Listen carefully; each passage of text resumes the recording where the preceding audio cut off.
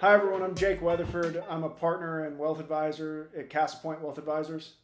And I'm Kendall King. I'm the CEO and a wealth advisor here. So something that we will never stop being asked is now a good time to invest, right? I think my answer is usually just yes. Yeah. No matter what's going on, right? We know that stocks end the year higher than they start 75% of the time. Yeah. So most of the time the answer is just yes, now's a good time to invest. But for the sake of where we are, in the markets and all the craziness that's happening in the news, we'll get a little more focused and play the game a little bit in that when the market's down, let's say we are in a bear market, is that a good time to invest? And how do you answer that question? Maybe one, and then two, if the answer is yes or no, why? And how do you do it correctly? How do you take advantage of it? Yeah. Well, the answer to the first question is always, what's your time horizon? Tell me your time horizon. And then particularly if you're talking about stocks, I'll tell you whether it's a good idea or not. And if it's 5 years plus, I generally am going to say, yes, it's a good time to be buying stocks, to your point. In this type of market, it's even a better time if you believe in the future of markets, the global growth, that kind of thing. If you believe in that, the answer is going to be yes, if you have 5+ years.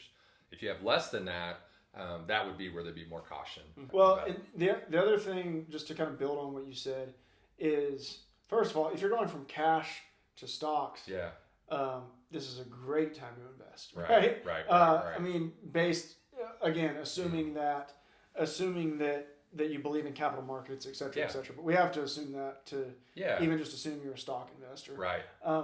But the slippery slope with that line of thinking is, hey, should I just hold all my cash up until the next bear market if we're not in one right now? Right. And that's where you're often more successful by having time in the market versus trying to time the market. Right. Right. But if you had a payout last week and you are just holding cash, obviously getting a discount on anything is a good thing.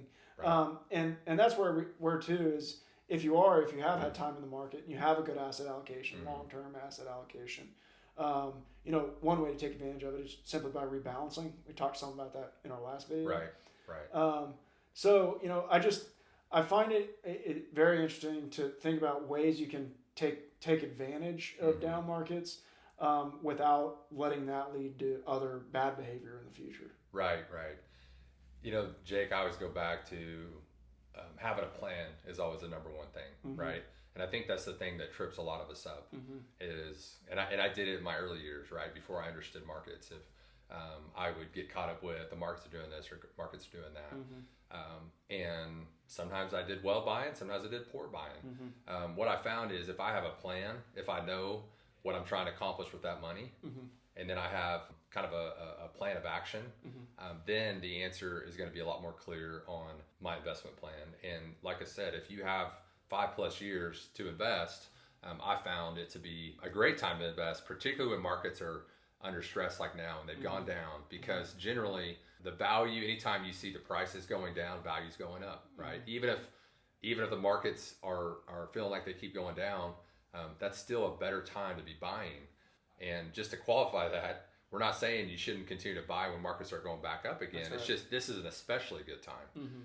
And then maybe the other part of that too is one of the things human beings have a hard time with, particularly men, if I'm being honest, is I think a lot of times we get overconfident about timing these things.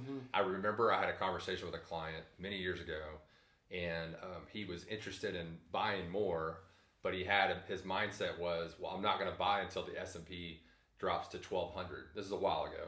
And the S&P was around 1,400 at this point.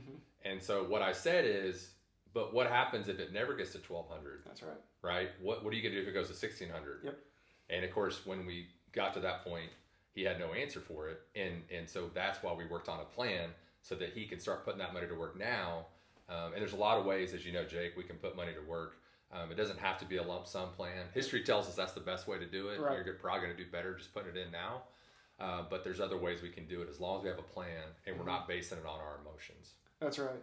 Well, and acknowledging the fact that there's fear and risk in the market and there's fear and risk out of the market. So your friend, Love that. didn't want to get in until it hit 1,200. Yeah. If it never did, and it goes to 1,600, 1,800, 2,000, and it just keeps going up, he's probably going to be feeling a lot of emotion on that ride up too, because he never got in. Right. And so that's why it's so hard to time the market, right? And that's why it's better, as you said, to have a plan and to really sit down and qualify what you're trying to accomplish and quantify, I guess, what you're trying to accomplish. Yeah. And then build your plan and stay disciplined to that plan. Yeah. Right. So I guess to summarize all that, fear-based decision making is usually not a good strategy.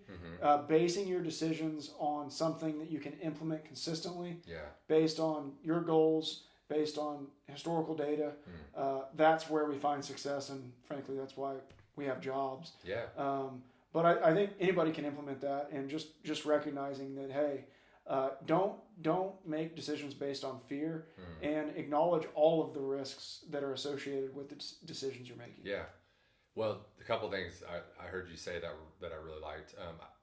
One of them made me think of what Apollo at Dimensional would always say is, there's stress in the market, there's stress out of the market. Yep. And that's what I took from what you said. Either way, I'm going to feel stress.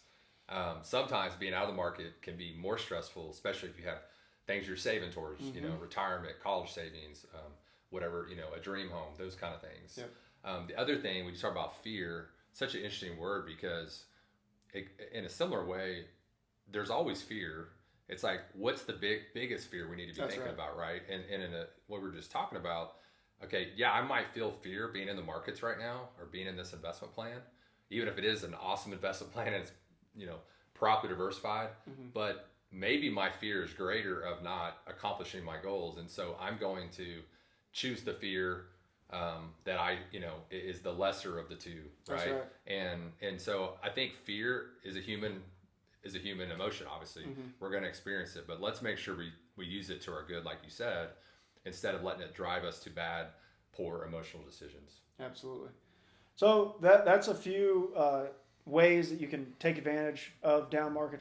I guess that's an answer to, is now a good time to buy? Hopefully that's helpful. Hopefully that empowers people to make good decisions. And thanks for watching.